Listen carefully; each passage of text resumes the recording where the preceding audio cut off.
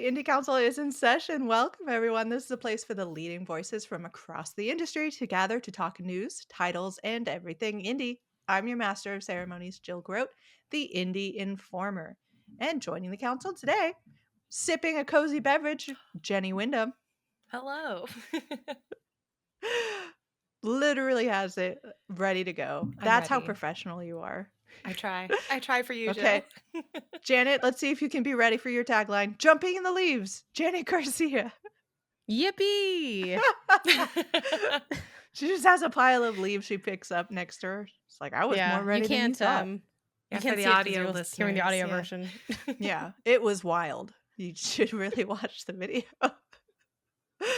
um, yeah, we're starting off with good energy today, but everything's good and happy, and we're ready to celebrate fall and all of its changing of the seasonsness. But before we get to that, let's start with indie news. I think the big thing that we had today was that gamesindustry.biz put out an article this morning called The State of Indie Games Industry in 2024. I found this very interesting on a lot of different levels. This is by Sophie McAvoy. McAvoy? Interviewees include the co-founders of the developer for Cameru, a Frog Refuge, Finji CEO Rebecca Saltzman, Luke Bagadus, Don't Nod, Allison Kazernitsky, Control Alt Deal, which is a game that I got to play at PAX West, which was really cool. So it's an interesting spread of people. You've got developers, you've got publishers, and you've got kind of a mix of both. And I just want to go ahead and read a little bit of it. So it says the games industry continues to experience layoffs and studio closures, with indie studios such as Black Flag and Studio Thunderhorse being recently shut down due to numerous challenges. Over the past few months, GamesIndustry.biz spoke to indie developers about the most significant issues the sector faces in today's market and the support that needs to be offered to keep indies thriving. The leading issues developers raised is the difficulty in securing funding. Aurelian Commandimines, sorry for messing up your name, is the co-founder of Cameru, a frog refuge developer, Humble Reads. And he notes this is especially a challenge because of how competitive the market is. There's a problem with the offering of the markets, and there's also a problem with pricing because a lot of developers are ready to underprice their games. I'm going to go ahead and jump forward because Finji CEO Rebecca Saltzman also weighs in on this and says the quantity of money we have to make from our projects and then finding external funding or a marketing partner often feels crushingly impossible. Even for our studio, we have quite a track record of coming out of it. Everybody is feeling it right now, whether it's studios looking for 100,000 or 10 million. It's really hard. And for anybody who doesn't know off the top of their head, Finji is the publisher behind one of my favorite indie games of all time. That's Tunic. And they are currently developing Usual June. So they have kind of experience on both sides of this. But on top of this, and I'm going to post this article so y'all can read it all. I don't want to read through all of it, but some of the other points that they touch on in this article is like the creative process and how that is changing over time, and especially discoverability and visibility for indie games being a huge problem because we are just the people who play indie games at all is a small sort of niche people to begin with, and within that niche getting your game's name out there because there are so many indies is very hard, and that's part of why we do this, why the council has become a thing, so that we can shout out some of these games that people um, are are putting out there that are not necessarily being seen by everyone. I was very interested, just to go off topic for a little bit. um Kind of Funny recently did a like underappreciated gems or small gems that people might not be playing. um And I appreciate that. That's awesome, having that kind of big coverage for little games. But it is always sort of catching for me to watch that sort of thing and be like, oh, y'all should be talking about this and this one would be great and I would love to. But also, it's really cool to hear people bring up some games that you're like, yeah, that's a great pool. I'm really glad to hear that being talked about. So yeah, even in just that situation, it's like people aren't going to like, maybe there are games on that list that I think are okay, that's like the triple A, the triple I of indie, but that a lot of people in that audience perhaps have not heard of. And it's hard for me every once in a while to remember that like we are niche upon niche in this space of having like so much knowledge about what's going on and covering so much. Um, I think a lot of my other interesting notes about this revolve around journalism and sort of my history with it. So I want to give y'all the floor to talk about your sort of initial thoughts about this or anything you want to bring up. Janet. Yeah, I think one aspect that's brought up in this article talking about the pricing of indie games is like another issue of people maybe like pricing too low for trying to like make their business sustainable, and that kind of contributing to like ongoing problems that you might have in your studio. And yeah, I feel like that's just such a tough thing to work against, because I feel like as a hobby, indie games have just been so like accepted as like if your indie game is $20, it's like the Bentley of indie games. Like it's like, whoa, Mm-hmm. that's a lot of money. I also think there's been like a lot of historically really successful, popular, beloved games that happen to also just be cheaper. So the only people that can really get away with like a $20-$30, it's like I guess Silk Song, that kind of vibe. So I do think there's a challenge there for teams for sure. I think of a game like Rusty's Retirement, which is like massively successful compared to the creator's last game before that, Haiku Robot. And how even within that, which that game is like super cheap, I forget offhand like what it runs for, but there's like a DLC that's like basically nothing. It's like $6.99 retail, where it's like you can just get like some stuff's in gold, but the idea really is just like, hey, if you want to give me more money for this product I made, you can buy the DLC as like, and it's called like the supporter pack, for like $4 or $5. So I do wonder if there'll be what, if any, financial reckoning might come into the indie space, if like this article is trying to kind of say what's the state of indies and what might like happen in the future, in order to try to make it sustainable. I also thought the stuff about tool sets that you use, like Unity as an example, I think was the one Finji brought up, how that can become more and more difficult the longer your development cycle is. But then we also have on the other end of the spectrum Don't talking about the need for iteration. So it does feel like there's a lot of tension kind of in the space, or things that are sort of at odds. Like gaming development cycles can be long, and as people lean into things like fidelity, they can get longer. I think granted indies are kind of not shielded from that, but I feel like there's less of an expectation for indies to like push more and more into things like fidelity or performance that can maybe sort of be helpful. Yeah, so it's interesting to think of these things sort of in motion and how they might impact what the business ethos of studios are moving forward, and like what ends up being a way to kind of sustainably exist in a space that isn't driven by IP and sequels the way that like the AAA space is. Mm-hmm.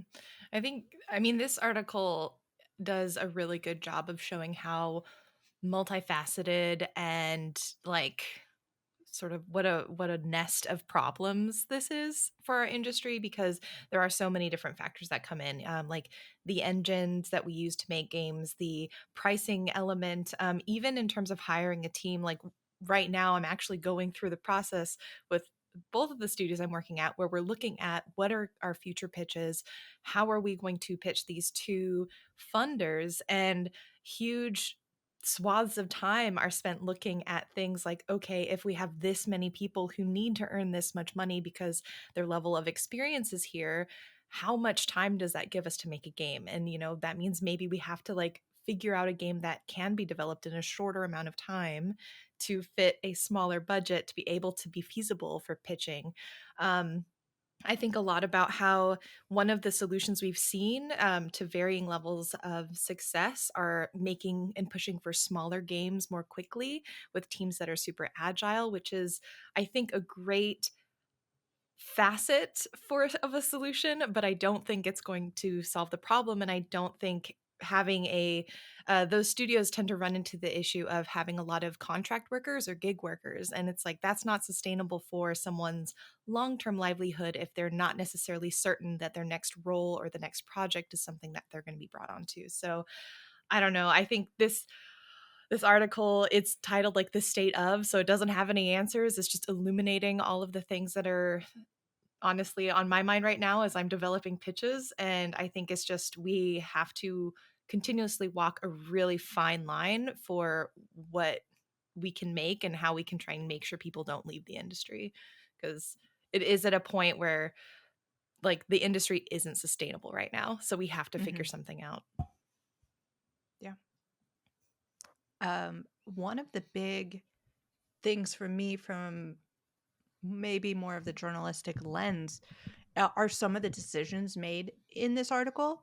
The inclusion of Don't Nod is very interesting, and they call this out, and I love this call out because it's so like I feel this from the bottom of my heart.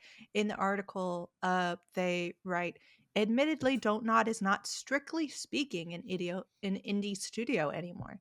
It's also worth noting that this interview took place at Gamescom prior to Don't Nod's announcing a redundancy plan. So what that refers to, for anybody who wants that background, is that Don't Nod is getting rid of positions, I believe, that might mean up to like 60 to 70 of their team is being let go. And because of this, very recently, November the 8th, Don't Nod workers actually went on strike. So there's a lot that just happened in the past week.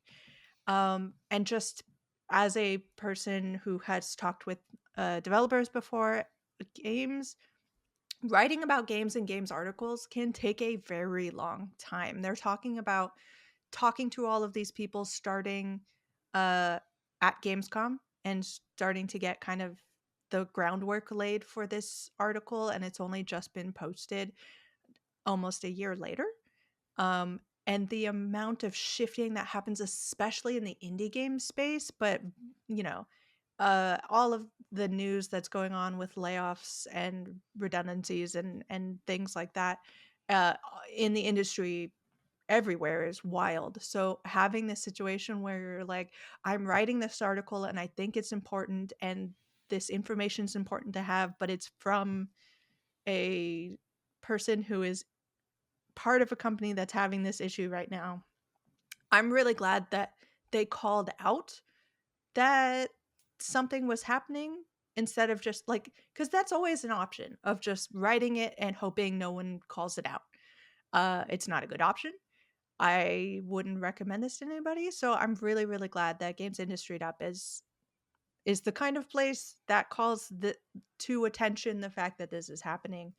Um, I also am really interested too, and maybe I'll get y'all's opinions on this. They write, admittedly, Don't Nod is not strictly speaking an indie studio anymore. And I looked into Don't Nod, and it works with big names. It's gone public. It's got some minority stakeholders. But technically speaking, it is still a self-owned place, like entity. It is not owned by anyone else, technically speaking. Would y'all call this an indie or not? Because it is currently, Don't Nod is currently developing Lost Records, Bloom, and Rage. That game has had its own ups and downs because it was being published by Annapurna.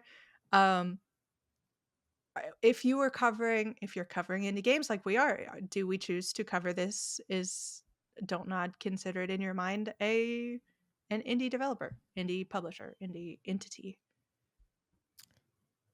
Yeah, because I don't think they're owned by anybody. I mean, I know they have like that the most Tencent. confident, I've ever heard. Tencent has like a stake, I think, A in this company at this 49% point. stake. Yeah, That's pretty high. it's pretty high. It's not a majority. They're losing their grip every day a little bit more, but technically, yeah, I would say that they're that they're indie. I Mhm. mean, they're like bougie indie, they're like mainstream indie, but they're still indie. And Mhm. I think they're this is like a funny distinction, but I guess that because they're just like smaller, we like cover them and not like Baldur's Gate 3 because Baldur's Gate 3 is also independent. Yeah, So I will Larian admit, also. hypocrisy, thy name is us, right? It's like, hey, we kind of just skip that one because of the vibes. But yeah, I would say so just because they're independent. And on their website it says we are an independent video game developer. And I'm like, Mhm. could they write it if it's not true? Probably in a technical way. Yeah. But I think Yeah. it's indie. What about you, Jenny? Is this an indie Yeah. studio? I mean, yeah, I by the skin of their teeth kind of situation, but yeah, I think by our definition that we've generally been holding to for the indie council, they would be counted as indie. I'd be curious, honestly, reading that line, I'm like, I wonder what gamesindustry.biz counts as indie because it seems It's like like, what do they Yeah. know? yeah, because they said it in the article. So now I'm just like, okay, well, you have a criteria then, and they didn't hit it. I really want to know what that criteria is. Mm-hmm. But also, they were indie enough that you talked to them in the article. Like nothing, I Right. don't think anything changed between when they started the article and when they, because that would have been called out as well. I Hmm. think it would have said, "Oh, it was Hmm. before the acquisition or something." Um, Yeah, yeah, it strictly was. speaking, but they're the ones that are strict in their speaking. So what Yeah, don't we, it what Yeah. is a aren't they very saying? interesting. It is a very, and I think again, it goes to the attempt at being open and translucent is the word I'm trying to say, but it's not the word that I'm thinking of. Hmm. Transparent. Thank you. Yeah, Um, transparent in what they're talking about and how they feel about things, and I appreciate that. But yeah, it is a very interesting side note to put here. I think also for me, I am very interested at the kind of scattershot almost pics of people that they have chosen to talk to, because Don't Nod is an interesting choice and obviously must have been one of the first, if not the first people kind of involved in this, because it goes back to Gamescom, which is about a year ago. Um so along the way, like Rebecca Saltzman at Finji makes total sense to me. That's a great authoritative voice. You've got a couple of indie developers here, but they're not like very long legacy developers as well. So I'm really curious. I wish we could just have been a little fly on the wall. Go ahead. I see it, Jenny. I get the sense that it's like a small, medium, large, for Hmm. lack of a better term, where it's like, okay, we have the co-founder of Kamaru. It's like that's kind of like the smaller scale, quick hit, new on the scene vibe. Even if that's not true, they might have been making games for a while before making big release or whatever. Then Finji is like that middle ground, and then Don't Nod's like so indie. I don't even know if you're indie anymore Hmm. size, and that they just wanted to get like one of each. Yeah. That's my guess. I don't know for sure, some but of that's what I this some imagine. of this reads to me, and I don't know anything about this, like when you are doing an article of this nature, when you're trying to interview a lot of people and get good voices, a lot of the times things don't work out for various reasons. You don't get hear back from people. It's a big struggle to, or you don't get back in time for this timeline. Again, this article has been in the works for a really, really long time. So, like, a lot of what I'm reading through this article, I'm just picking out as like part of like the journalistic alarms in my head. I'm like, oh, y'all, good for you. You worked hard on this. You got this together. Obviously, you were working with reaching out and getting people to talk with you. And like all these people have been busy. Like, these are not people who are sitting around not working on stuff. Like, Control Alt Deal was at PAX West and I played it, so they are currently in development for their game. And for people to take time, when I was a journalist, I'm still a journalist, but when I was at Game Informer, I guess, um, I always super appreciated that people would take time, even in the busiest of development like moments, to stop and to talk about things that are not even like promoting their game necessarily. So yeah, a lot of this is, again, it's also kind of meta because like this is how you get the word out and discoverability and visibility for your game, is to do this. So yeah, it's just a lot of really interesting Like, you're obviously working on other projects at the time as well. You're working with others. You're getting permissions for things that you're going to say. You're like, is it okay if I say this about that? And then, two, I wonder how much it was a issue of timing because you want to thread the needle of like all the other news that's coming out, and you don't want to hit like if this story hits around Gamescom, does it get the same readership? You know, that's always a question. So like that's where my brain was during a lot of reading of this, but there are a lot of cool layers to this particular article. So everyone should go check that out. Anybody else want to throw out thoughts before I move on to the next topic? I guess one thing that I think is really interesting from like the player side of things, besides price, is like familiarity that they highlighted. Mm-hmm. Um, there's a line. Oh my gosh. Oh, when you look at Steam, and I think this quote is attributed to Allison, is it Sarnetsky, the CEO of Control Deal. So when you look at Steam, you have millions of people logging in and playing the same 16 games like Call of Duty.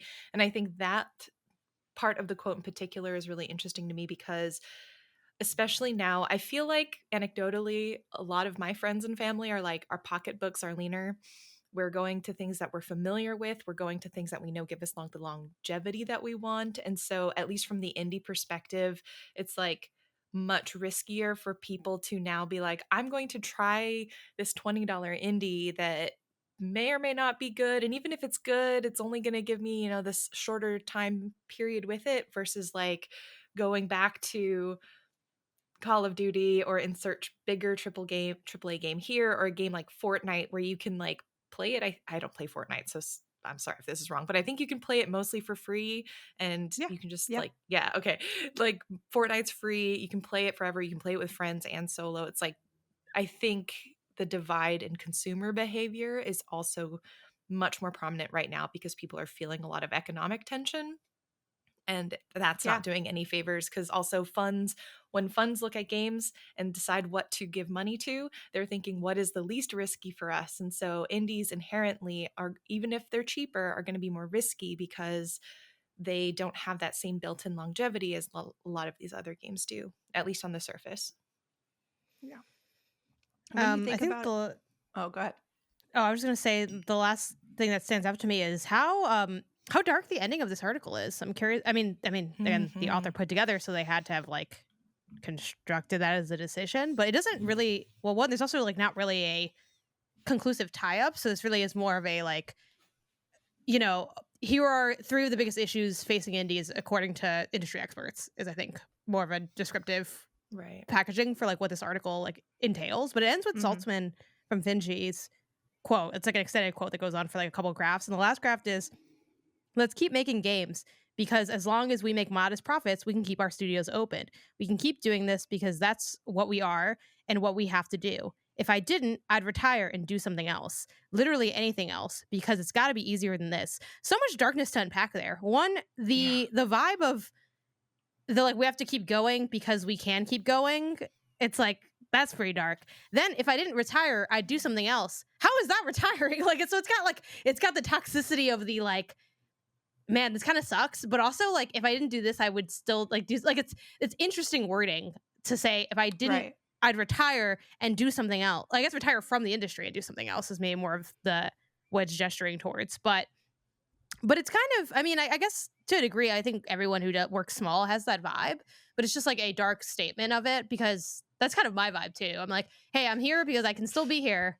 And if Yeah. I can't, I guess I don't know, I'll work at a desk or something somewhere, Right. and just be like, Mhm. these people suck and, make my jokes and then go home. But yeah, it's like just a really dark note to end on. So I Mhm. found that interesting to be Yeah. like kind of that's the final statement. It's like, like I don't know. So hopefully we'll get it. It'd be fun if this was like a series that this author does. Obviously, sometimes that is not always, often not dependent on the author. But I think something like the state of blank would be a Yeah. fun thing to look at, just year over year. Like what is, and again, maybe state of is a little too general. I do think a like biggest issues or whatever is a little bit more apt to like what this was because it didn't really like have a summative state of like, well, what is the state of it? It's kind of just like here's some some things that are, the creative minds are kind of putzing around for like obstacles that the industry is facing. Yeah. Mhm. I think I have had the very good pleasure of speaking with Rebecca Saltzman. Um, and she is very real about the struggles that indie games, small publishers face, and that it is really hard.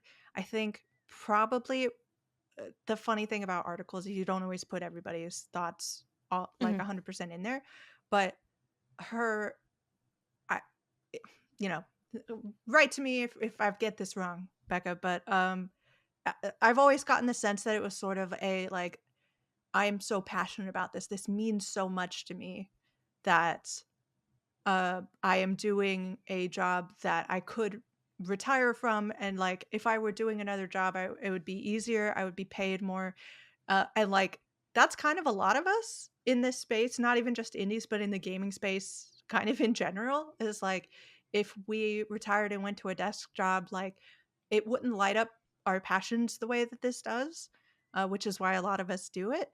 But yeah, it's a quote unquote dream job, which we've talked about before. But that hard work and that money The isn't nightmare of the dream job. the nightmare Okay, of the if I work a dream. desk job, we'd be having this conversation on a yacht somewhere, okay? Right. It'd be just like a one-day rental, but still, like, Right. But I'd it's have like so many more bags. You have no idea. I did work a desk job for a very long time, and if I had kept that trajectory, I certainly do not make what I did then. I didn't make what I did then when I went to Game Informer. I would be in a much better financial place than I am currently. Not to worry anybody. Don't worry. I'm not here to worry anybody. Let's just, don't worry about it. Well, that's reassuring, Yeah, that's I'm not here to reassuring. worry. Honestly, that's the state of the indie games right now. I'm not here to worry anybody, but Don't worry. Don't worry stuff's about getting it. real expensive. Yeah. Yeah. Like it is interesting, the dichotomy of indie games are more popular and grossing higher than they ever have before, but also we are seeing just survive till 2025, Mhm. Mhm. and how those things can both exist at the same time is really caught very well in this article. Yeah. I will say, even though it ends on that dark note, I do think there are two other things that Becca points out. The first is that specifically in the indie space, what is really good is historically the indie community developers. I think this extends into like journalists, content creators, like everyone typically are really helpful to one another. I think this is an industry where people do connect and they do want to support and see others succeed, and that is a point of solace. And I think she highlights that it's really like it's going to become more important as things get more challenging, which is absolutely true. And I think one takeaway potentially, even though it's a little bit varied, I think one takeaway is that these, especially for smaller titles, if you put even smaller or if you put some level of support behind them, that can have a vastly increased return. Mhm. And so, it may not be like millions of dollars, but it's something that they can work with, right? And so I think it's this idea of, hey, if you are in a position of power where you can make the call to like even honestly like a publishing partner or a storefront like PlayStation putting an indie up on their social channels, that can be a level of visibility that makes or breaks sales for a small Mhm. period of time, or gets a certain number of eyes seeing a title. So I think if people who are in these positions who can just be open and trying to let some additional visibility get through for these indies that are maybe not able to get that kind of visibility naturally, that can make a world of difference. So not like a game changer per se, but these are ways that we can at least sort of stem the flow of people getting more and more exhausted, tired, and frustrated and leaving the industry, because Yeah. things don't pan out. Yeah, that's so true. One of the best examples of this happened this year, of what you were talking about, Jenny, of Inner Sloth creating Outer Sloth. Mhm. Like, what a perfect encapsulation of an indie game getting their big break when they didn't expect to get it, and now they're using the money that they got to help others. And I think they recently announced something, and I can't remember what it is, but like I'm real excited for whatever that was. I know I was excited. I'll put it in. I'll cover my mouth like this, and then I'll just put it in VO later. But yeah, I've definitely again, another reason why you do this kind of thing as well is y- every once in a while you get that feedback from an indie developer being like, "Thank you so much for shouting out my game or covering my game in some way. It really made a difference."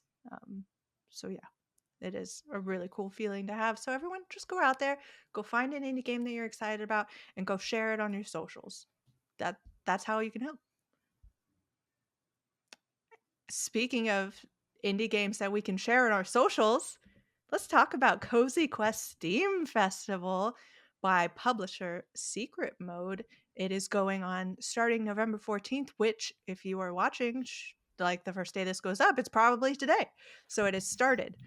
Um, and I just want to shout out that it looks amazing. We don't have all the information about everything that's going to be there, but the tidbits that I've seen of it make me very, very excited. Some of those titles include Winter Burrow, which we've talked about so much on this show because it is a lot of fun. If you've not played that yet, go check out their demo. Tiny Bookshop. I don't know if I have highlighted this to the extent that I want to, because I always liked the look of it, but I actually got to play the demo, I think, during a Steam Next Fest at some point, and it was really hard to put down in a way I was not expecting. Like, oh, okay, this is really cool. And once the demo ended, I was like, I don't want the demo to end. I need to see what happens during this next arc.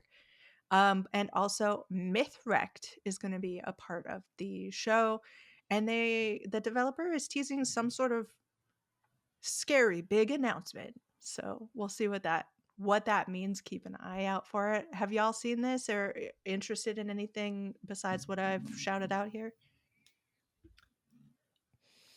They have a lot of like classics, so or like games that have been out maybe for a little bit, but if you haven't had a chance, like this is a great time to pick them up. I think Tiny Glade, you may have, I forget if you mentioned it or if I've just been thinking about it a lot, but Tiny Glade is on there.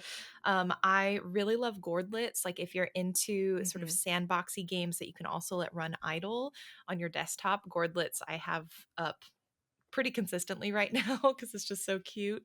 And I think another one that I haven't played as much, but I really want to, is Fruit Bus. I played the demo and Mhm. I picked it up and I started it, but then I haven't finished it. But that one's really, really cute. You're like running sort of like a little food cart essentially on an island. And Lottle Knot, which is like, I think a favorite of all of ours at this Yeah. point, just so good. So yeah, they have a really nice selection of games. I don't think you really could go wrong with any of them, at least looking at this list.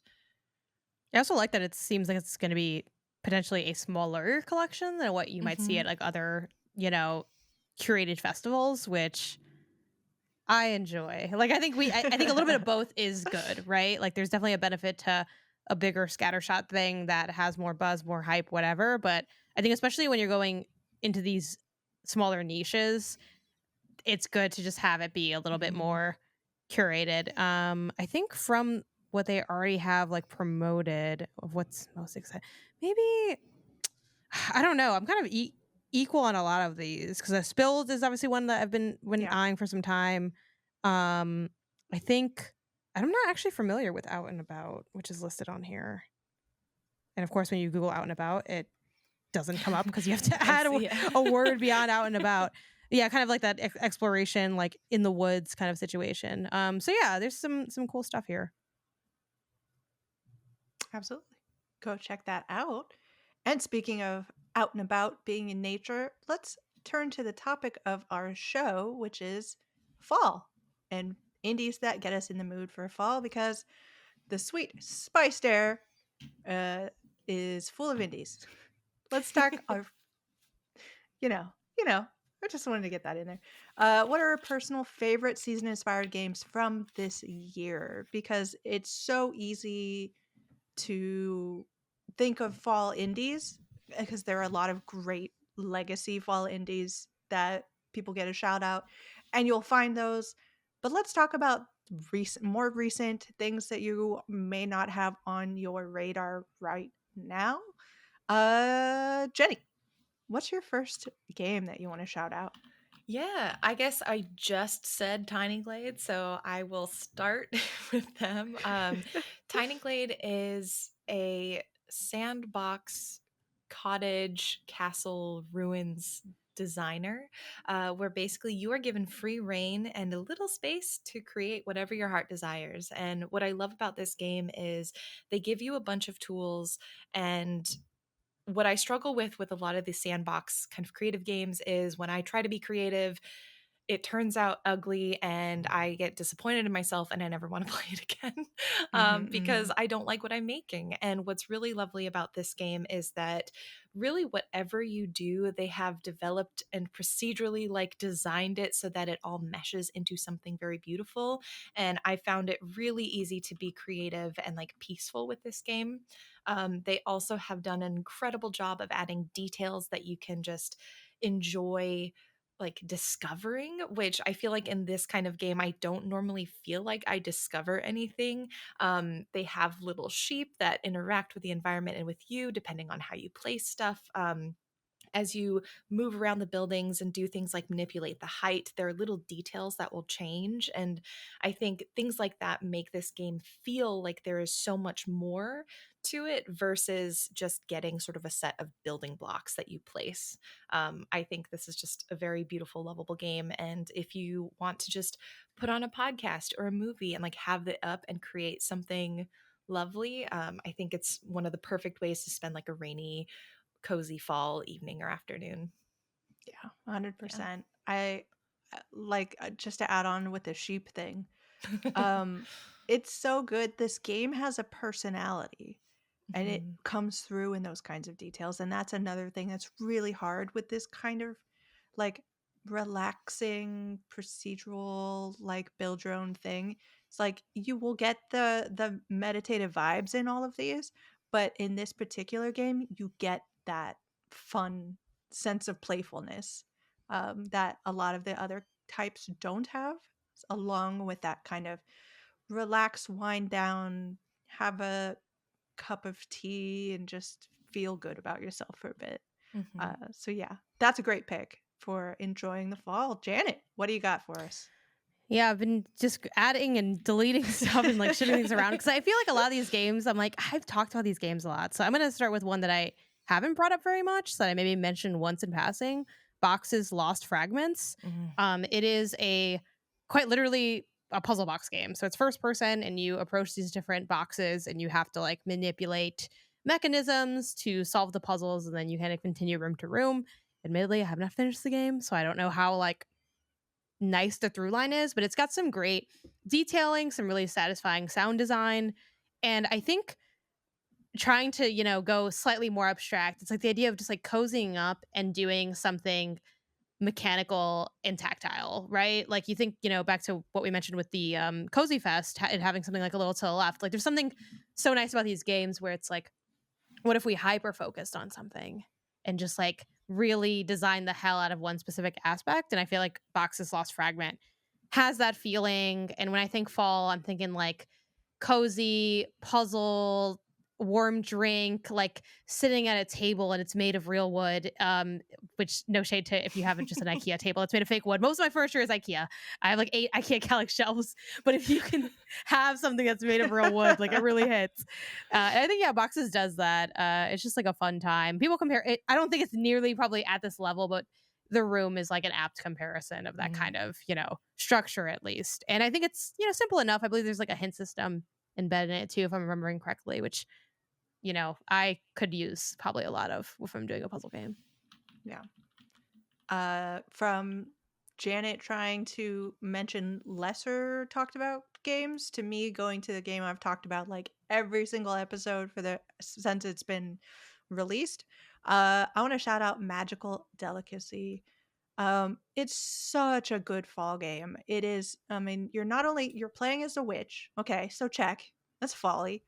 You're making food is the manifestation of your powers. So check. Food, fall, we're headed towards Thanksgiving.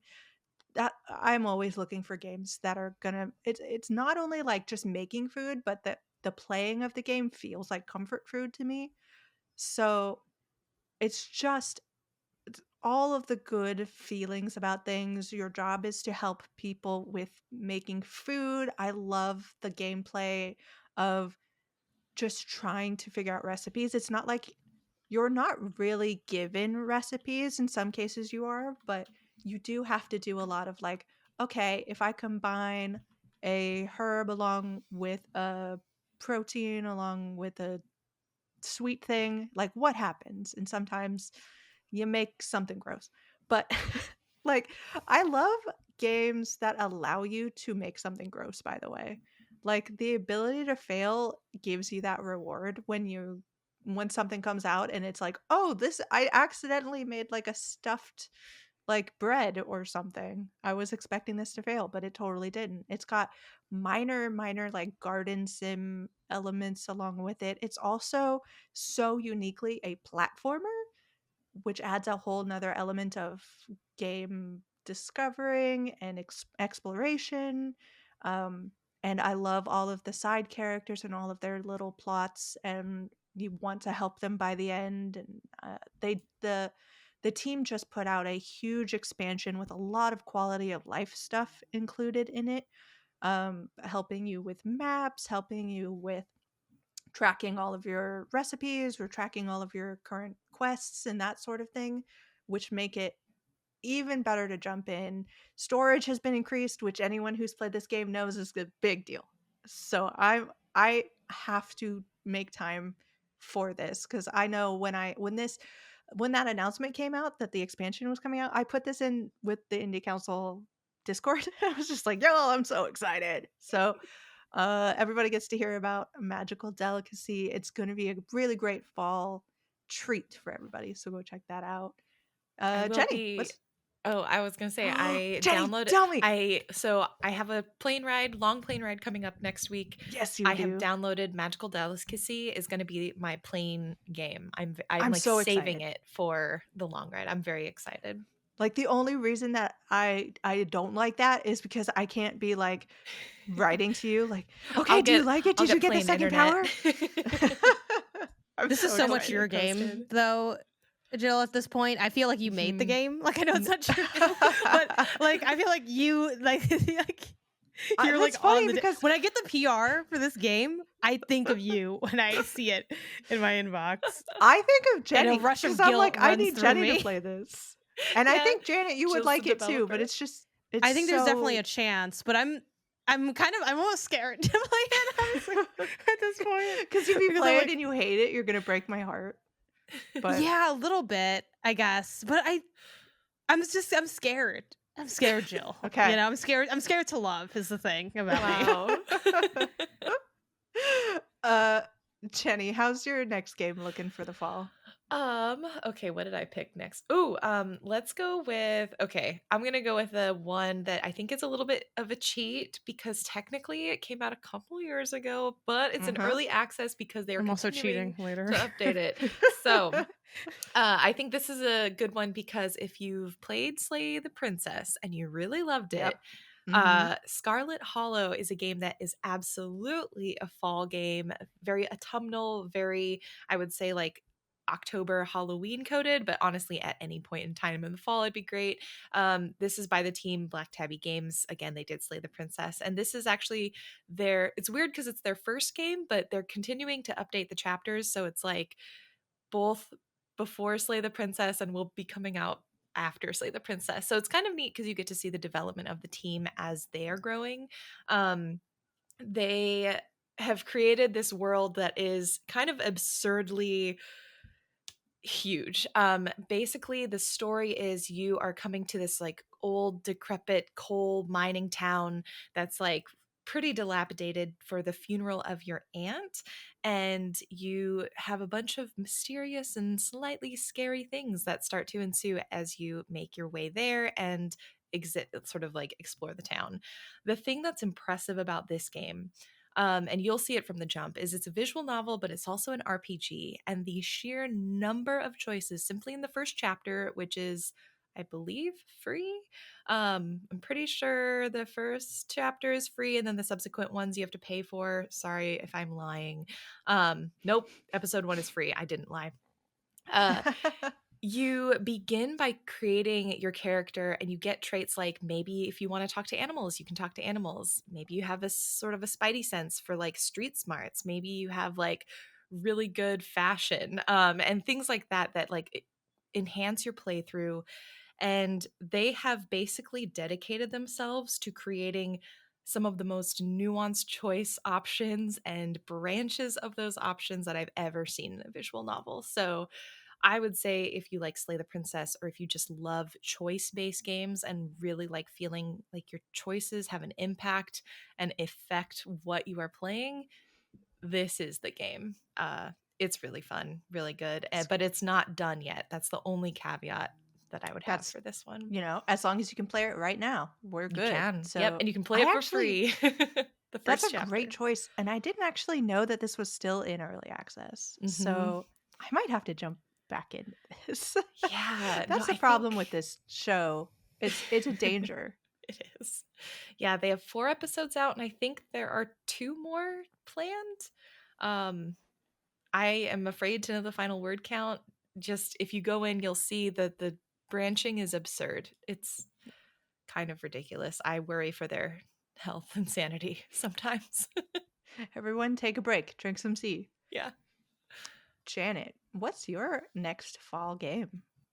I too am cheating. My cheat is worse than Jenny's, so if I'm being honest. I'm going Cats Organized Neatly. Now, Okay. the haters will say this game came out 4 years ago, and they would be correct. But this team, this is their thing. They do like animals organized neatly. This is like, let me explain what the game is so people understand. It's a puzzle game that you have like kind of a grid. The grid might not be even, it might be, asymmetrical, but there's slots that you need to fill. Sometimes there's slots already filled. Almost like when you start a game of Tetris and there's like the option to have like junk already in there, that kind of vibe. It's level based, and you get a series of an animal. The one I play and love is Cats Organized Neatly. So you get different cats. You just got to put the cats into the box. That's it. You fill up the box. Next level. And what's fun is that there's like you unlock like different cats, and there'll be like different shapes. So there'll be like a big chonky one, and his name will be like Memphis or something. And then he has like a little bit of a lore. So, it's a puzzle game through and through, where if you enjoy the puzzle solving of having to like manipulate an object to fit into a space, that's going to be fun. The other stuff is just like kind of additional wrapping. I believe too, and I can't check because like I'm on the show, so I don't want to like unmute my laptop. But I think they meow when you put them in. Yes, they do. Okay, yes. So another just banger like instance of sound design in a game. And the reason that I think this cheat is not as deplorable as it might be is that they're also making another game called Birds Organized Neatly, currently slated for Q4 2024. So they could drop a newer game at this time. And they're all like this. They have a dog one too called Dogs Organized Neatly. They also apparently have a free-to-play game called, oh shoot, I'm trying to grab the name now, called Measy No. Which I believe this sounds Yeah. awesome. It's like a cat destroying stuff, and you have to put it back together, and it's free. So yeah, this is just like such a great developer who's, it's funny. I just mentioned that like, oh, we don't really do sequels and stuff as much in the indie scene. This is a developer that has like really landed in on like, this is my style, this is my franchise. We're putting animals into a grid. Sometimes we don't, but mostly we're doing that. And they kill it. It's good every time. It's like a great, just cozy experience. I wish them nothing but health and prosperity in the new year. Amazing games from an amazing team. Yeah. Keeping up the trend of going against whatever Janet just said, this next one is not cozy whatsoever. I want to shout out Enshrouded, and they just put out a big expansion as well, which is I think snowy. So if you live in a place where fall is snowy, maybe that feels folly to you. But I picked Enshrouded because this is a game that me and my partner really enjoy playing together. So if you have a situation where you have a lot of people coming over, or if you want to connect with people over the internet, who friends, family, people you don't get to see a lot, and you won't get to see over holidays or whatever, this is a great game to jump into. It is a open world survival game. It's misty, as its name kind of suggests, so it's got that kind of like spooky, mysterious vibe to it. It's got combat, it's got crafting. So if you're the kind of person who wants to construct the perfect house, like, you do you go ahead and you do that. Some of the things that you can see people build is wild. I do not have that talent. I am a like 4 posts and a ceiling kind of person. But it also has very good quests and adventuring and a mystery involved in what's going on in this world, and the combat is a lot of fun. So yeah, it is a game that I really, really want. It is currently in early access, so I keep jumping in every time there's new content, because it's just I want more. I want to see more of this. I want to conquer more. I want to build more bases at the next place. Get more tools. I gotta upgrade my sword from freaking copper to iron. You know how it is. The Yeah, grind. and it's Mhm. so good. I can't stop myself. I don't know why this is such it's something that captures me so much. But if I know in a game that you build this thing that helps you get this resource that helps you build this thing, I'm trapped. You can't get me out of it. It looks, Janet, you look confused. You look like you want to ask me a question. You look like you've got something No, on your mind.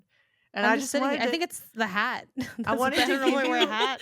I That wanted to gives give you you the all opportunity curious question vibes. just in case you had some questiony vibes in there, No, I think it's just the hat. I think you can tell that I don't normally wear hats. This is what everyone fears when they wear a hat and they don't normally.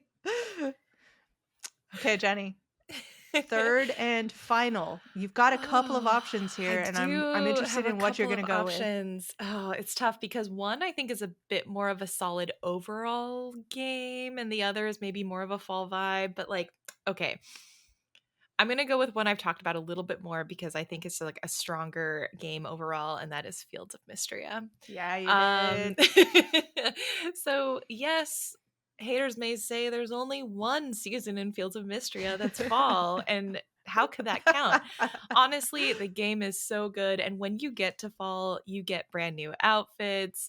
The number of recipes, the number of different vegetables you get to plant, it's just such a joy to get into that season. It is my favorite season in the game because the colors are just so good. Mhm.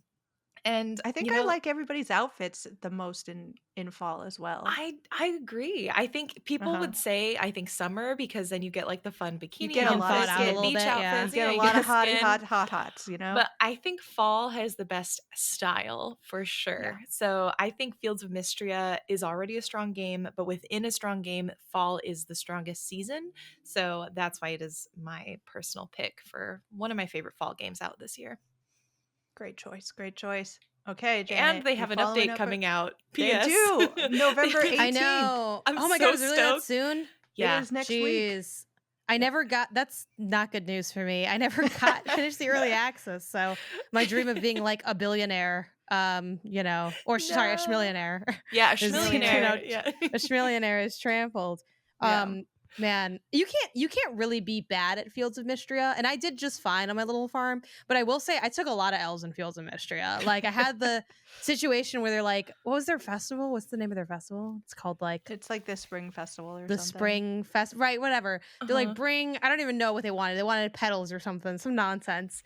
And I tried really hard, and they're like, "Oh, we all know Janet didn't try at all." I was like, "What kind of antagonistic place is this?" Dang, L number one. Janet. L number two. I like grew a bunch of something. I don't know what crop it was, corn or some nonsense. And I was like, "Cool, this is like worth a lot of money. It was really expensive." Oh, the season's over in 2 days. Guess what? It's dead in the ground along with all of my revenue. So yeah, it's not going great. It's like the Yeah. love of my life, that jerk who works at the making my God, welding yes. Frickin' swords. March. No, I You still know, think about how both of nothing you good picked is going March for as me. your top character. And Yeah, I'm like, I no, I know. hate this person. I Oh like my your guy gosh, too. he's He's like so the right good. pick, but it's like I don't know. You could be a little toxic, and it's like Yeah. the Wait, game's are you- toxic to me. It's just my toxic life in this game. Yeah. Wait, Jill, are you a Also- Hayden stan? Is that who you're going for? Is Hayden or Yeah, I think it was Okay. Hayden. Yeah. No, it wasn't Hayden. It was the carpenter. Oh, Will. was- I think was that his name? I'll go with it. Will? I think think, it was Will. Will is from Baldur's is- Gate 3, but Oh, maybe it is. You But, picked, like, it's you a picked very the healthy life similar- choice. Yeah. it's a very similar vibe. Mhm. The nice guy. the nice guy. Yeah. The nice guy, you know? Also, I really want Sarah to see that section of you talking about Fields of Mistira, Janet, and just put that out on every social. And it's like, I don't know, maybe I planted corn or some shit. Yeah, I don't know. I don't know what I was doing over there.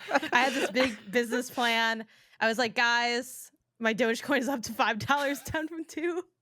Like, Invest what in do I corn. do? Go. Yeah, I was just, it takes a while. It's like I'm getting tutorials way out of order because I'm not doing things the way I'm supposed to. It's like, you know what I mean? It's just like oh my gosh. we're kind of fumbling doing our great. way into things. I found out about the soup on my own pretty early. I was proud of that. I was Yep. like, That's did you know good. about the free soup at the thing?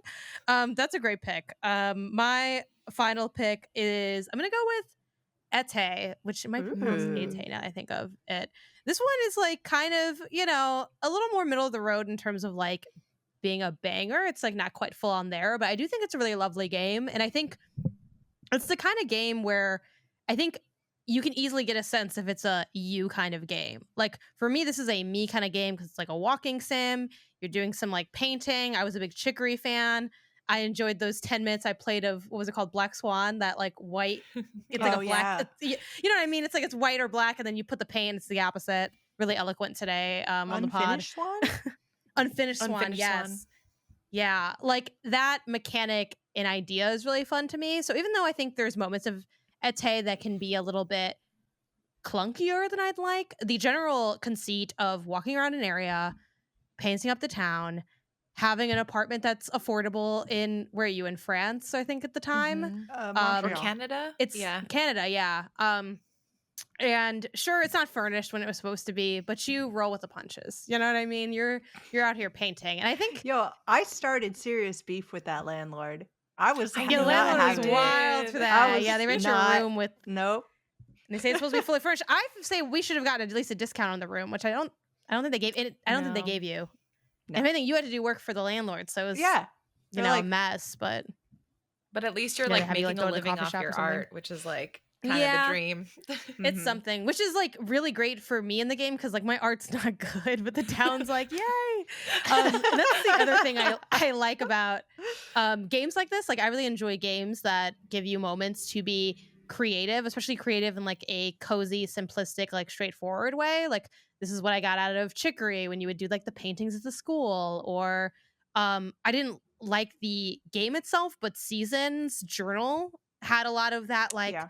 okay, put down the and kind of use stuff in funky ways. I think Ete goes into a lot of that too, where you can make these paintings with like objects you find. So you have like baseline requirements that you can embellish. I think that's really fun and can be really cozy. So I think if those things are exciting to you, even though Ete isn't exactly the best in its style, I think it's good enough to be a really enjoyable time. And haters would say it's the summertime, but you know what? If you live in California, your fall is Haters really warm. may say actually the title of the game is summer, but summer. like, we're gonna Well, avoid that doesn't apply Don't to me even because think about I that. don't know other languages and I live in California. So Yeah. to me, No one speaks this is French. fall. No one in this no one watching this knows. Yeah, don't tell Papa Junda that I don't know what Sorry, this game is called. Jen. Yeah, I love it. also Canadian. It's a great choice. Yeah. I think the last one for Summer me is just California fall. So Yeah. California is got all the good seasons. Everyone out there be telling me like, "Oh, I miss the seasons when I'm not in the blizzards or whatever." it's this nice. is It off is nice to topic, look at it but- though, and I think this is very off topic. But I will say, as much as I don't want the cold, I don't want any of that stuff. I No. don't care about the aesthetics. I will say, Christmas vibe, holiday vibe, it hits better when it's like frigid out and everything's all like white. It just does. Right. I think it's easier to decorate. I feel like people don't like to decorate in California because it looks a little dumb. Like we got this big present out. It's 74 degrees. What is going on? the weather it is the feels present, silly. The weather is Yeah. the present. That's true. Throw up a YouTube video and pretend you're somewhere with more affordable housing. You Yeah, know? I'll go up to the snow for a day or something, and then come back and be Yeah, comfortable. exactly. Okay. My final fall game that you should play to get into the spirit of the season is Last Time I Saw You. I got Mm. to play this game and I reviewed it a little bit ago, but we did a special episode last episode, and I feel like I just missed being able to talk about this really. Mhm. Um, it is set in Japan. It's a rainy, like the whole game kind of centers around these huge storms. So it's rainy. You can see the changing leaves in the foliage. Like it's kind of got that magical, mystical feel to it.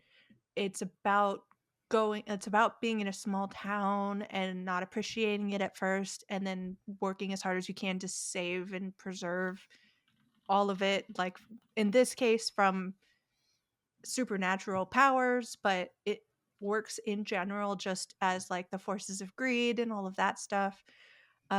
It's a beautifully hand-drawn 2D game with really, really smart and beautiful sentiments and writing and dialogue and narrative and looking at relationships, especially when relationships don't go well and it's no one's fault. Like games that present antagonists that are not villainous or evil in any way, but all have their reasons for doing what they're doing. I love this kind of game, and I didn't like. I haven't seen enough love for it, and I didn't get to it immediately, so I'm trying to retroactively make up for that a little bit as well. So it's such a good fall season, rainy, like foresty kind of natural look to it as well that I really, really recommend for people to go sit down and spend some time with this because it's worthwhile. Yeah, that one's on my list as well in terms of like I want to play that before we get into like end of the year discussions cuz Yeah. that's been on my radar and it's so good. I just haven't had the time, but I'm glad it's hitting for you Yeah. cuz I was Definitely hit. looking at the trailers. I was like this looks really good and I think emotionally will convey what I probably want, but I was like, is the gameplay going to feel good? Like that's what I was most apprehensive Yeah. about, I think, The looking at it. gameplay actually feels quite good. I think it's one of its weaker, like the more actiony things is maybe one of its weaker things. I think Mm. there were also, when I played it, some technical hiccups that I hope are taken care of at this point. Um, but yeah, it's worthwhile just to feel all the feelings, you know? I keep mixing it up with Until Then. Yeah. It's Mm-hmm. Is one of the big hurdles I'm facing in life right now. yeah, And they both like until have like then they're story games. Mm-hmm. So they are it's like I story. don't know, they kind of schmeld together for me a little bit. Yeah. But Until Then is actually really good too. So go check that out. That's the thing too. It's like okay, I have so many games where it's like it's just the end of a lot of things, I guess. Yeah. So much finality. It's the in end of these a lot of titles. things. We're gonna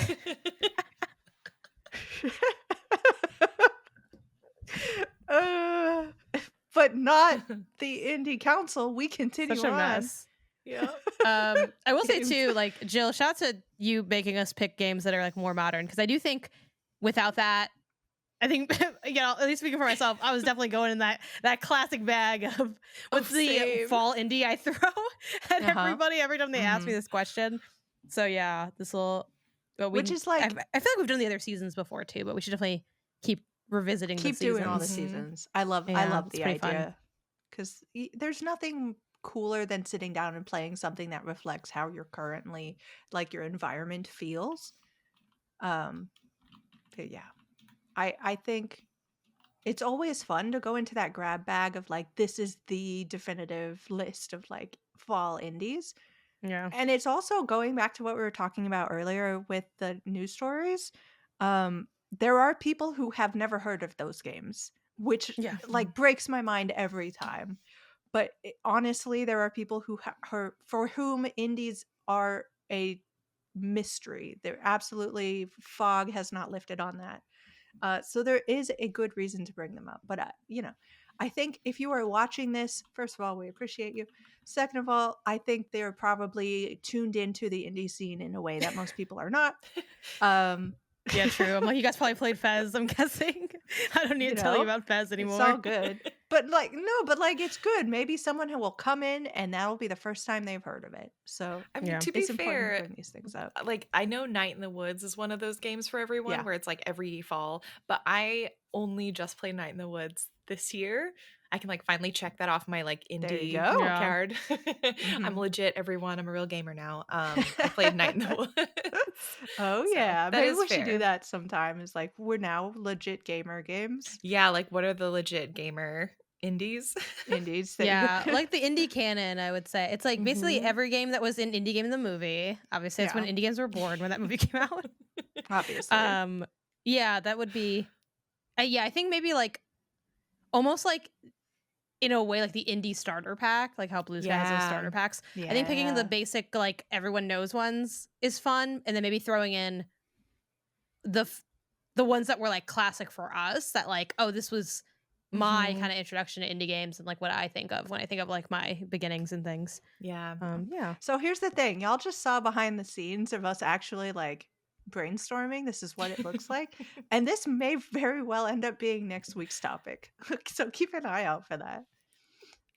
But moving on to games we've been playing. First and foremost, I want to shout out a dash of audacity that Mike here has not attended.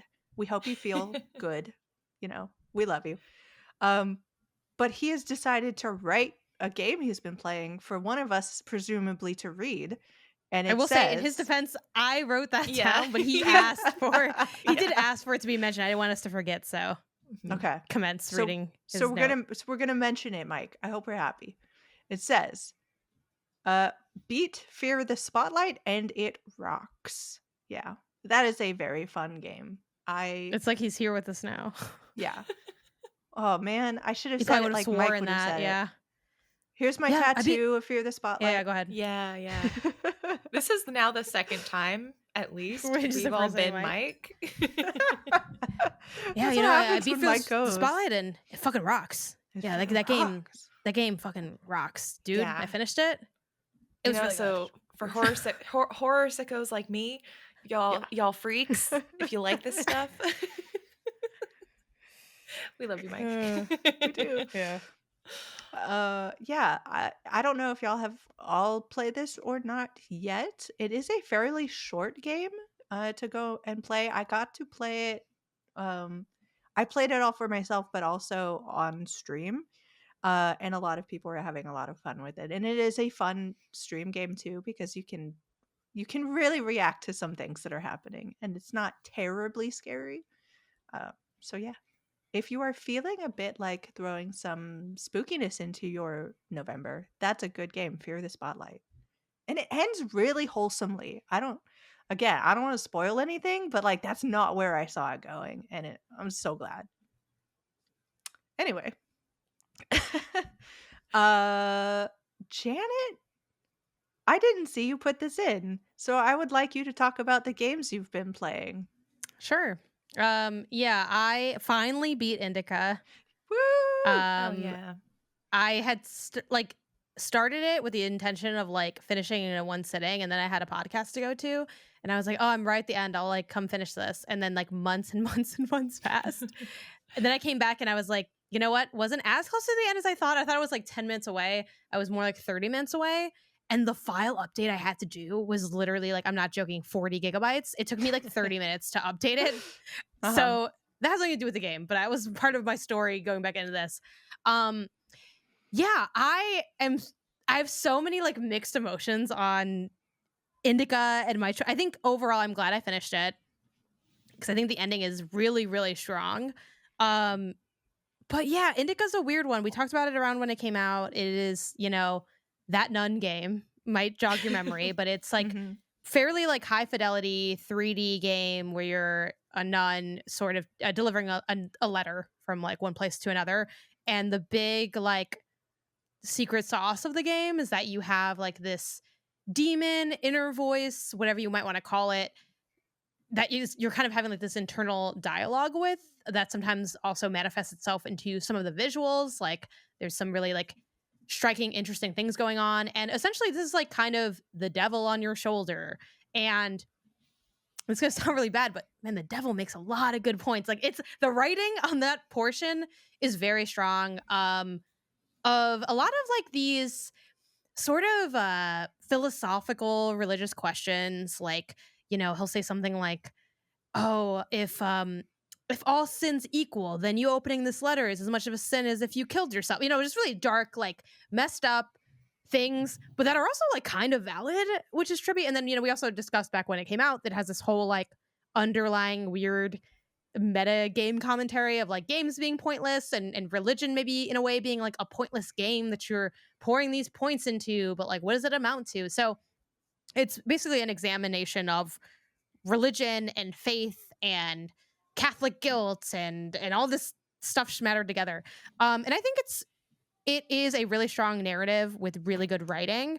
I think the gameplay for me holds it back quite a bit at times. I think to me this is a walking simulator that has fallen victim to needing a lot of gameplay just to be like, we're a game, like, you know, which in defense of that approach, I was posting about this on social media, and someone mentioned that in their perspective, and I can't remember if they are on the development side of things, but that they feel like that ends up happening for funding purposes, like needing to justify, hey, this is like a real game in order to try to like get funding. I'm not saying that's what happened with Indica, but that seems to be, I think, to me, I do get the sense that sometimes that is done to be done and not done with as much authorial and intent as I wish it was. That being said, some of the interactivity is also really like meaningful for the story. Like there are things that you physically do that I feel like emphasize and push forward the narrative. And there are other things you do because I feel like they wanted you to have something to do, you know, like slowly walk here, push this thing here, operate this heavy machinery, solve this like puzzle that's really like petty with the jump. Like there are things in the design that feel stiff and antiquated in a way that is kind of like bad feeling to play through. This is a game that I technically don't recommend, but I think if you're curious about it and you're into like the weird artsy stuff and you like story a lot, I think if you're interested in checking it out, you should check it out, because also people have like had wildly various reactions to it, and I can't imagine someone beating it and saying, oh, like the story wasn't good. Like I think you will think it's a good story, but the holistic experience might not, you know, be as impactful as it has been for other people. Like I'm not as fond of it as I think other people I know are of it. But yeah, really interesting one. Glad I finished it. That's Indica. I don't know if you want me to do my other ones or we can loop around. Go ahead and jump to your next one, because I think Mike is going to have to jump back for this one as well. Yeah, Arctic Eggs. Yep. Yeah, Arctic Eggs. Y'all heard me hyping it up. I'm like, guys, the streets are talking and they're talking about these Arctic Eggs. Come to remember and think about it. I'm like, like, so spoilers, I didn't really like it, but I'm like, were the streets talking about it, or did I vaguely see people playing it and just assumed it was good? Which I also played it, so I don't know. There was a rumbling. I'm glad I checked it out. It's a fairly short game. I imagine I beat it in like 90 minutes, maybe less. What this game is it is a like not wonky physics, is a physics game that has a surrealist narrative wrapping to it. And also I guess there's a bit of surrealism with and in dystopia and fiction with like the physics aspect. So you are somebody who is making eggs or making different things in this skillet. It's like a dystopian situation where they've removed your ability. I don't know if you're like a robot or you're part like cyborg or what. You don't ever see yourself, but they're like, hey, we removed all your abilities to do anything else except for walk and make these eggs. Also, hilarious setup for like a game where you only walk and cook eggs. I think that's cute and funny and smart and narratively, like I think that's a nice like wrapping for it. But you basically have to feed a certain amount of people. You go up to people and talk to them. Sometimes they're hungry and want something, like an egg. Sometimes they just like have a line. There's definitely some really strong writing in this. I wish I could pull up my Steam Deck, 'cause I did have some like screenshots, but there's like a lot of funky, interesting, oh gosh, that's loud as hell, sorry. There's a lot of interesting like commentary throughout the game, but I think it's a lot of just sort of, it's almost like I don't know what the best like metaphor for it is, but it feels like a lot of like if I showed you screenshots of this game, I think I could be like, look how good this is. And it's like fun and interesting and witty. But when it's happening in practice, it doesn't feel very coherent. Like I don't really feel like I walk away with a cohesive experience playing Arctic Eggs. And then mechanically, really quick, I think the physics is like well made. You're basically the big challenge is like flipping the eggs and like keeping them in the pan, and you can have easy, medium, or hard for the difficulty. But what's wild is sometimes people have like weird orders. They're like, I want eggs, but also they taste better if you throw a cigarette butt in there. But make sure the cigarette doesn't like burn out before the eggs are done cooking. So then the game becomes like getting the eggs to cook on both sides before the cigarette like dissolves. Man, But if I one had of a my nickel. yeah, exactly. You know how it is. Like old school, real old school diner stuff, you know? My beef with the mechanics of the game, I have almost none, but my one is sometimes you have to cook multiple eggs at once. And the way they've designed it, if the eggs are overlapping, like they don't cook. So you have to cook them on one side, they'll animate, like they'll kind of shake and then like make a sound. That's how you know they were cooked. You flip them and then same deal. That's how you know they're cooked. But if you have like towards the end of the game, you have to do like 6 eggs at once. It's like you're meeting the Mount Rushmore of eggs, and you're out here like climbing this like egg Everest, which Mount Everest is also in the game, so it's kind of relevant. And it's just so hard because it's like hard to know if they've flipped, and if they've already kind of cooked partially on one side. It just kind of got. I think it was a little too petty with needing them to be like unoverlapped.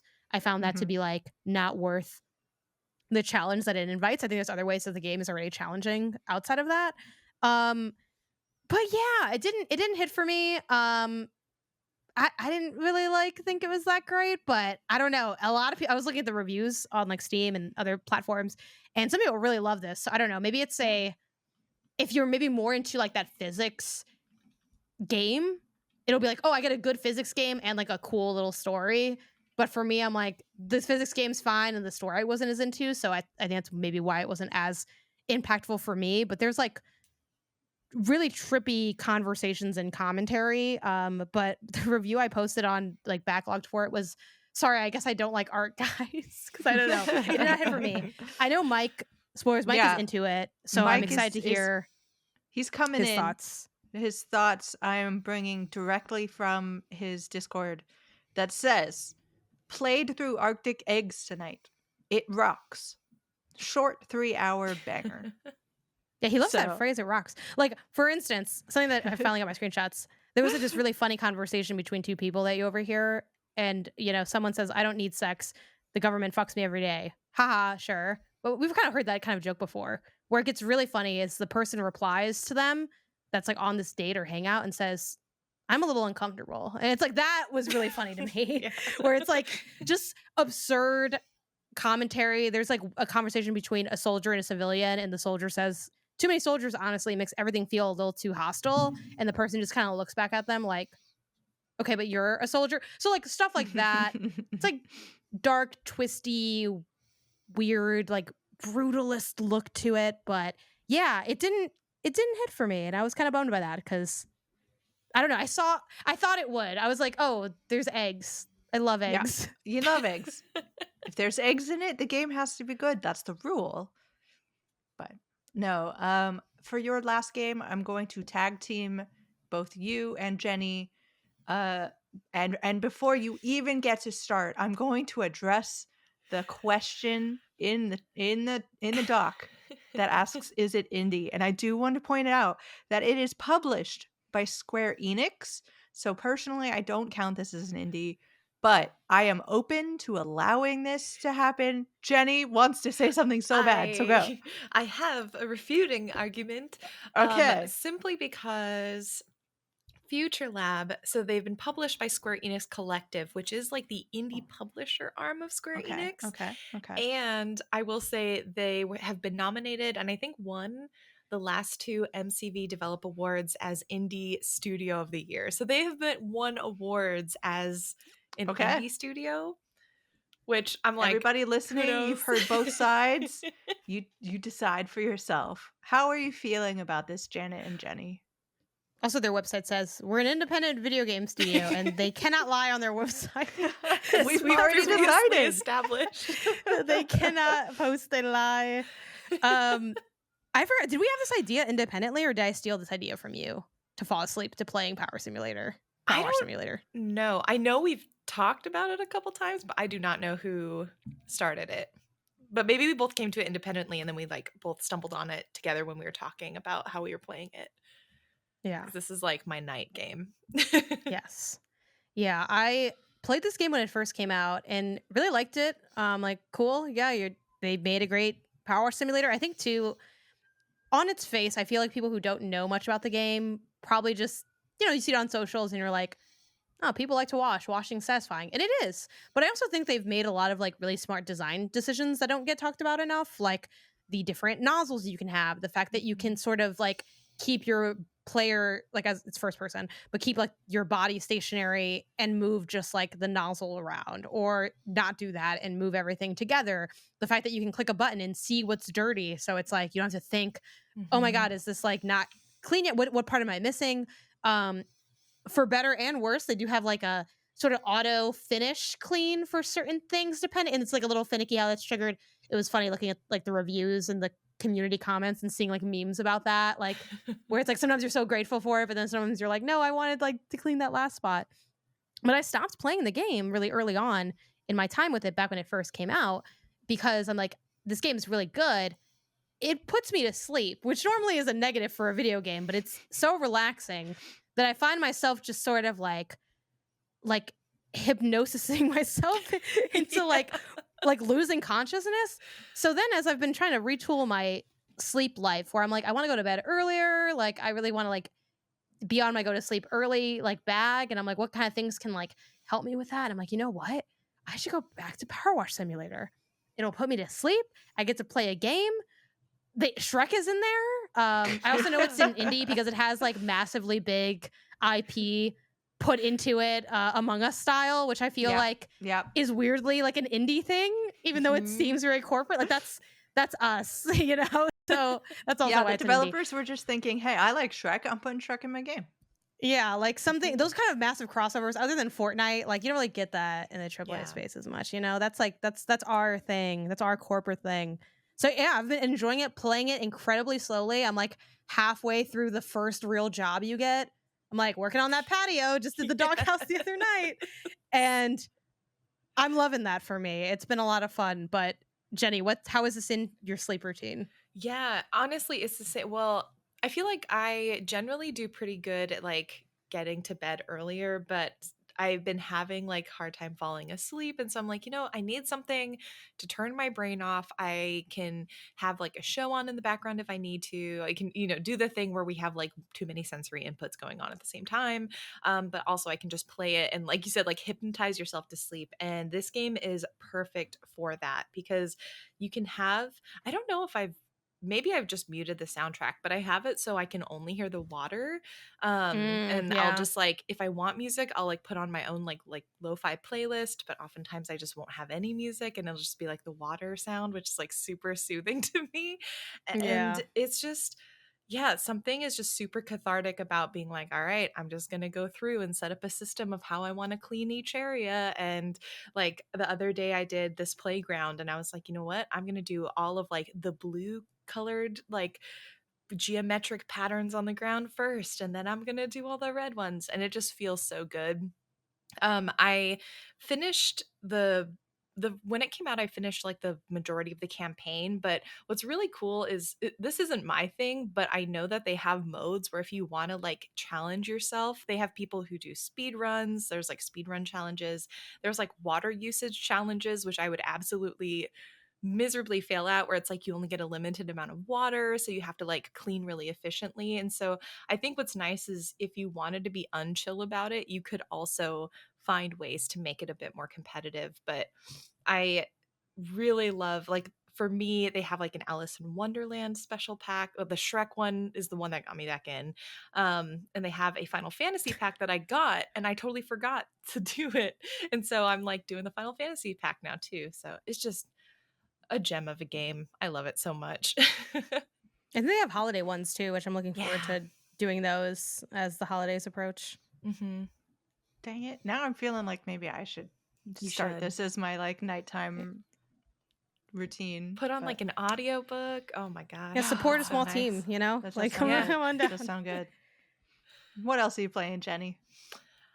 I mentioned Slay the Princess earlier. I'm just in that zone for Black Tabby games. I'm playing a lot of Slay the Princess. The Pristine Cut just came out, so that's sort of why I hop back into the game.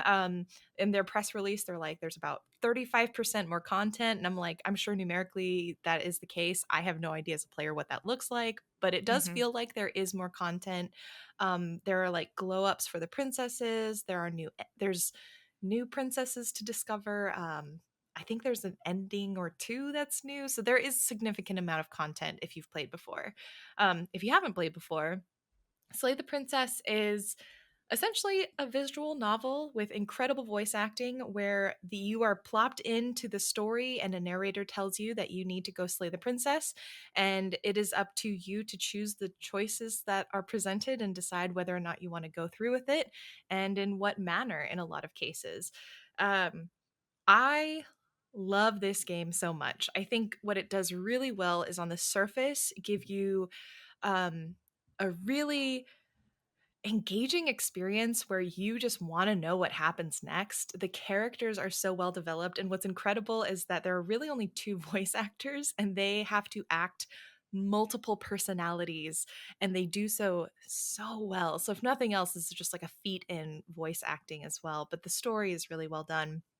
But the more I've been playing it, the more I feel like the themes are just impeccably done. And I don't want to get too far into it. If we ever do a spoiler cast on it, I absolutely will. But the devs present at the beginning of the game that this is a love story, and I think the more that I play and as I go through each loop, it is just more and more apparent to me. And it's a beautiful game. I think that really illuminates a lot more about human nature and the ways we love each other more than just like a funny horror game. So I Mhm. highly recommend it. For folks who love time looping games, I'm a time looping sicko, to steal a Mike phrase. I Oh, love games yeah. that loop. This isn't a time looping game necessarily, but this is a looping game. And so I think that is part of the joy. We talked about Grun a few weeks back, which is another looping game. And I think if you enjoy that idea of repetition and familiarity and going through all the options that a game has to offer, I think this is one of those games that will just scratch that itch perfectly. It does a really good job as well of playing with your expectations because you loop and you're like, oh, I know what's going to happen. And then, no, you don't. Yep. You have no idea. It's so good. so good. And it's a tearjerker. I actually got like choked up, not like full crying. It's not like ugly cry. Like, I don't know, 1,000 Times Resist for me was ugly cry. This game was like my throat's burning and like my tears are starting to well. Like it gets you choked up. The music is also really beautiful. I feel like I don't see a lot of people talking about the soundtrack, but it's also just it's a masterclass, I think, in iteration and how you can create tone and mood with the same my musical terms are off. I think it's like the same melody, but they like just the way they restructure it and reorchestrate it for different scenarios is just really, really cool. Go check it out, everybody. Yeah. What is I actually this doesn't your last game on your list doesn't ring a bell for me, so I need you to tell me what it is. Yeah. So Interstate 35, I actually found it on Blue Sky. Okay. And I reached out and I was like, oh, I'd love to like stay in the loop on this game. It is a short, like less than an hour visual novel. And the premise is you are a group of friends and you're in sort of this like apocalyptic version of Texas or post-apocalyptic version of Texas. Okay. There is, by the And way, a real Interstate 35 in Texas, and that's the first thing that comes up when you Google Interstate oh, 35. Just interesting. so you know. Oh my gosh.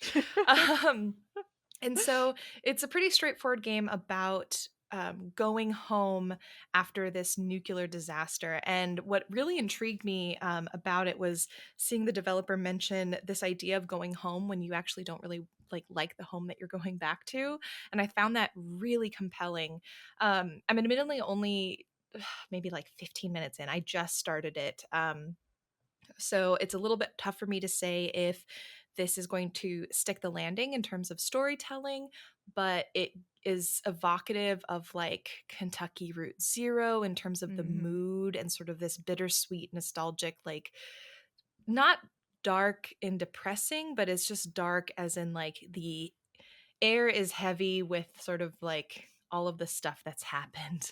And I think it's really well done. um I will say the UI, I played it initially with a controller, wasn't really great with a controller. It was a little bit rough and raw, I think, with some of the input, just like the juice that they used to signal like what options in the visual novel you're selecting. I couldn't quite tell. So I moved to keyboard and mouse and just used my mouse to click, and that improved my experience immensely. Um, but so far, it's really, really good. I think it's for folks who like maybe more artsy, poetic type games. I would say if you're a very mechanically driven player, this probably won't strike your fancy unless you really love post-apocalyptic stories. But um, yeah, so far I'm liking it, and I will probably have full review report back next week. I love it. I just put it Yeah. on my wish list, so I'm ready to go. Ready to check this out. Hmm. Um, speaking of games you're gonna have to play, I recently reviewed The Rise of the Golden Idol. It just released. Yeah. It's so good, you guys. It's so good. This is one of those games that you're like in the middle of it. You're just like, oh, this is so good. You know, you're just, for anyone who doesn't know, Rise of the Golden Idol is a kind of direct sequel to The Case of the Golden Idol. It takes place in the 70s, and the golden idol, the thing that caused all this damage and panic, it kind of works like the One Ring. It's like anyone who sees it wants to have it, and it makes you want to have power, and gives you the ability for power. Has now been kind of rediscovered, but it's in like little pieces. So a bunch of scientists find it and they reconstruct a sort of apparatus that connects all the pieces. And you're kind of slowly unraveling what they've done with it, how it's affecting them, how it's affecting the world around them. And you do this through little scenarios. And you've got, I think it was something like 5 chapters. Each chapter has a couple of scenarios. You go in, and it's like a Harry Potter photograph. So like it's a still shot, 2 second, 3 second little like moving clip that helps you understand what might have been going on and kind of figure it out. You go around and there are clues, and like the thing about this game is that it is more, if you liked Case of the Golden Idol, it is more Golden Idol. You will like it. Like go and play it. If you like Case, you'll like this. Um the quality of life addings are so good. It's things like before, like all of the little hints, you can toggle on and off hints. I don't know why you would toggle them off. It would be, to my mind, frustrating beyond all belief, just trying to like find the clues. But toggled on, you have all the clues instead of just being like shiny things. Now they're exclamation marks, and they stop being exclamation marks and turn into little carrots when you have found everything there. So you know Oh, that you that's have, so nice. yes, so you know you've cleared the Oh board. man. Um and the other thing on top of it is, in the first game, you had this scenario, you had the scene, you had all the clues on one screen, and then you had to scroll over to the next screen to do sort of your Mad Lib, this is what I think happened. In this one, it's toggled on and off as a pop-up. So as soon as you get like, okay, this person just called this person Jimmy, so I'm gonna bring up my my board, I'm going to put Jimmy right there under that person's face and toggle it back off and continue on, so that you can just, it's a lot less um interrupted. It's a lot less like, okay, I need to remember everything that I saw to begin with and then add it in. But the game itself, the puzzles, I don't know how they do it. It's one of those things where it's a game that is clever that makes you also feel clever, and you have to be such an intelligent person to like build that backwards to make other people figure out your really smart thing. I legitimately do not know how they managed to do this, but every single puzzle it adds, unique elements, innovative things. You're doing different things all the time, but you're still feeling just as smart and you're not feeling lost about things. I really, really love the hint system. Uh, they've done something that just makes me laugh every single time I bring it up. Um, if you go to take a hint, the first thing is they say like, "Hey, you can do it. We're encouraging you to go back and check stuff," because they want you to have that aha moment, which this game is so much about. But if you continue on and you say, "No, I really do need a hint," it uh it triggers a moment of breathing exercises where it's just like and it like encourages you to breathe in and out, which does a couple of things. One, you get less frustrated because if you're in that situation where you're like, I just need a hint, like you're getting frustrated. But also it gives you a second of like oxygen to your brain. So maybe you're like, oh, wait a minute, I didn't think about this. And you go back and maybe you don't need the hint. And then there's tiered system of hint reveals so that maybe I just need a little bit of a hint, or maybe I just need it to be told into my thick skull directly. But yeah, you go around, you have these sort of gruesome murders or scenes. What a pivot. Where yeah, like you were like, it's really Very calm, it's really gruesome. chill. Anyway, this guy got eviscerated next to like me. like absolute murder is happening, and you're just trying to figure out like what has happened in that scene. And as the scenes continue, they build and you start to connect like, oh, I saw that person before, and oh, this is happening, what's going on with this? And you slowly build up to the overarching, I see the whole thing now. Everything's connected. My strings are on the board and they are adding up, and I love it. So, The Rise of the Golden Idol, just spoilers for our game of the year discussions. This is going to be in my top 10. Like it made it. It's Is so it better good. than Lorelai and the Laser Eye? There can only be one. That's going to be It's a joke, problem. by the That's going to be way. a future Jill problem to figure out, because Lorelai is really good. Mhm. But what's the vibe today? Right now? Yeah. Oh, Because you'll be lucky if I play either of these games, Jill. So I gotta pick. I I gotta legitimately pick one. okay. See, the thing is, I just did an Extra Life stream last night with the Gamerheads podcast, and I walked through the beginning of Lorelai with them, and it's a good game. It's so good too. Like, if you want a more active experience where you're moving your character and you're figuring things out and it's a little more atmospheric, maybe Lorelai is the way you want to go. If you are, I think Rise is actually more deducting involved. So if you want to feel a lot more like Sherlock Holmes, if you want Okay. like global power, greed, dynamic kind of things going on, Rise of the Golden Idol is maybe the way So you want Rise to of the go. Golden Idol is like Duck Detective for adults. Yeah, no, Duck For big Detective kids. calls itself a Golden Idol like. Yeah, Like, I was gonna it say is Duck legit. Detective. Oh. Yeah, Is I it- was gonna say they're is pretty it- closely related. Is it the same like puzzle It's the same structure wrapping? publisher. It's the same Mhm. publisher, and they Oh. yeah. Okay. It's like So Is it like it for is weird to- grown-ups, 100% yeah. like that. Yeah. Is it? Well, I guess maybe the less pejorative comment is Duck Detective is Golden Idol Junior. Like it's just It is like a little bit, baby yeah. version. It's in that Is it vein. weird to play it without having played No. case of the GoldenEye? Okay, You it's can like play totally Rise without. without. Yeah, there are fun little I like shouldn't even be asking you sprinkles because you of. know I'm not going to play it, but it's like I want I to believe in have. you. I believe in you.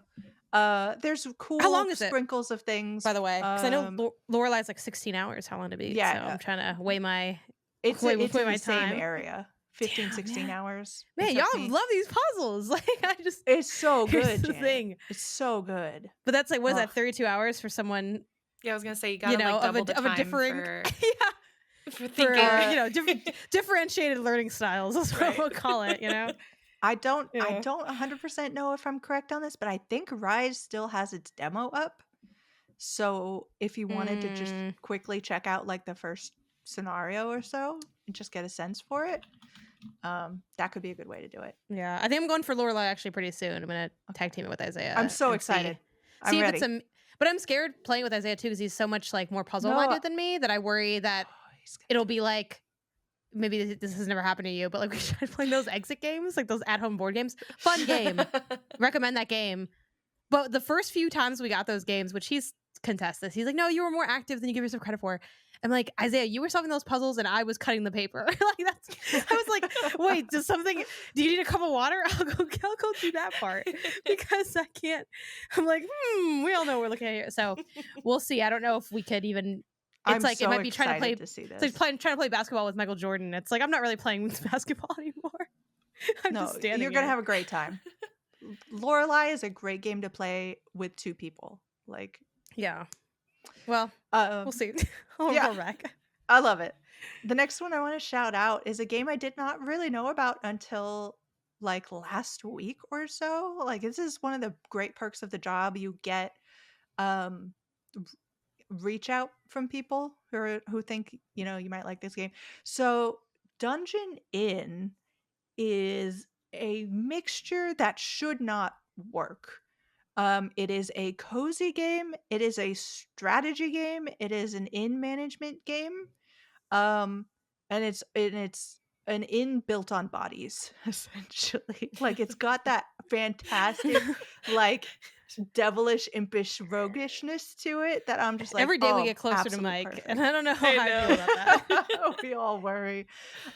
So the gameplay, first of all, it's got a really fun story. You're in this world where the seaside like faction and the mountains faction hate each other. They've been warring forever, and you are playing a scoundrel group of entrepreneurs, to put it nicely, who are more than happy to like sneak into the seaside town, like get some stuff, and then sneak over to the mountain side and sell it and pretend like it came from somewhere else. Like they're ready to play one against the other, and this comes to a head when they figure out or decide to build an inn at the entrance to a dungeon, which both adventuring guilds visit. And their whole plan is to build a two-winged hotel. So this side will only be for seaside and this side will only be for mountain. And hopefully never the two shall meet. You know, so a part of the strategy is making sure that these two don't meet, or if they do meet, who's going to die? Which is so good. Oh my gosh. So yeah, gameplay wise, you have two streets rolling down like the screen. One side is all mountain, one side is all seaside, and you are, as these people are kind of moving in predictable ways, you're putting up advertisements, you're putting up like roadside food stands, you're putting up energy drinks to make people run faster to your hotel, and you're trying to get people into your hotel with all of this. And you only have a certain amount of beds, you only have a certain amount of like you only have a pub to begin with or whatever. And you're trying really hard not to have these two people figure out, or these two factions figure out that you're playing both at the same time. So it's a lot of fun strategy wise. Like it's a fairly, like it's not super deep, it's very approachable, but if you're a strategy person, it's going to scratch that itch. But if you're not a strategy person, this game is also really approachable, which is hard to do. also, once you're like, you have little narrative things that pop up. It's like, oh, there's a big hot shot coming through the road. You want to make sure they get to your inn so that you can get more rich and famous. And then at the end of a loop, maybe it's 7 days in game or 14 game days or whatever. Um, you're trying to accomplish get this many people in the inn without finding out that the other, you know, other team is also there, or you're trying to uh just make as much money as possible or whatever the goal is. And so you've constantly got these things that you're trying to check off and to balance, and you've got resources you want because you want to start building up your inn because you want to build bigger rooms for more people, you want to have more advertisement. So and the story is just cute. Like in between, you have a little like living room where you can go around and talk to your associates and just have conversations about what's going on. And it's like it's such a great meld of this like cozy spirit and some not cozy things. So yeah, I really really liked what I played of it. It's currently in early access, and I'm very excited to see where it ends up. I think, has everyone else gone but me? I want to make sure I don't like talk too much. I think so. I Mhm. think so. Okay. Yeah. I have played a very small amount of Sorry We're Closed, and it's Hell so yeah. good. Like, I'm Is it ready. still I'm in demo form? Is it early access? I forget where we're I at in think this game. It's out. releases on the 14th. Yeah. Okay. Um. So far, I had this like it's a bizarre game. I've decided to call its visuals sort of grun gorgeous because it's all of the people there are just like super super hot, like Hades style, dripping with good looks, but also like possibly dripping with things you don't want to touch. Like maybe before I get too close to you, you take a bath. Like that's all the characters. Every one of them is hot. Every one of them is covered in something. You know, um, and it's just like intriguing and smart, and I'm super in. It's almost hard to kind of describe. I don't know, Jenny, if you have a better way to kind of talk about what has happened. You're playing Michelle, who Yeah. is kind of like the American dream gone wrong. You're in a convenience store you're obviously never going to get out of, a hotel or apartment that sucks, that you hate, that you're never going to get out of. um and then you are visited in a dream, question mark, these by forces beyond the realm of reality, and you seem to have a great future. A great, not as in like good, but as in like large, something huge and ununderstandable is going on and you are in the center of it. um and then it just plops you back into your normal life and you're like, what? And it's so good so far. So I'm super into it. Like I need to be playing this a lot more, but very easy recommend even from just the short amount that I've played so far. Yeah, I'm curious cuz I've only played the demo. I haven't hopped into the full game yet. Um because the demo focused a lot on the survival or sort of yeah, like the traditional survival horror elements where it's like third person, you're exploring, you're solving puzzles, and then you snap into first person for some of the combat as well. Like, does that hold true for most, like when you're back in the normal world? What does the normal world look like mechanically? Yeah, it is again this trend of the Resident Evil sort of Yeah. PS1 era is definitely in right now. It's in vogue. So that is what you're running around and you're doing that, and that's how you talk to people and that's how you discover things. So yeah, that's really where it is. I think the narrative is so interesting already because you start off with a discussion of love and between these two who are seemingly breaking up, and they've got like fantastically like I'll count the money kind of like names, and they're in that kind of surrounding, and you're like, what the heck is this? And then you suddenly crash into this world of much more relatable, like, I freaking hate my job. And like your friend is complaining to you about the fact that their partner has not accepted their proposal once again.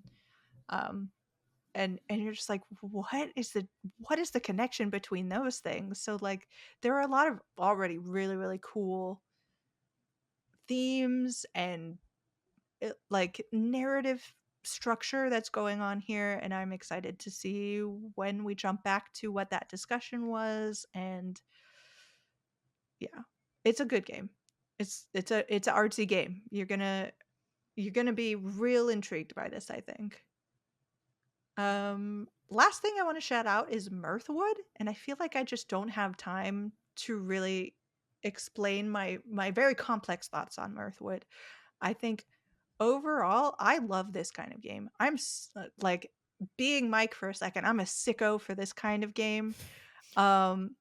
It is like I'm a big fan of Get Indie Gaming, and if you've seen some of their recent, like, Mirthwood was featured there, but it was featured as a kind of like cozy Stardew Valley esque game. Whereas what this really is more, it is Skyrim with Animal Crossing. It's a kind of mix between the two.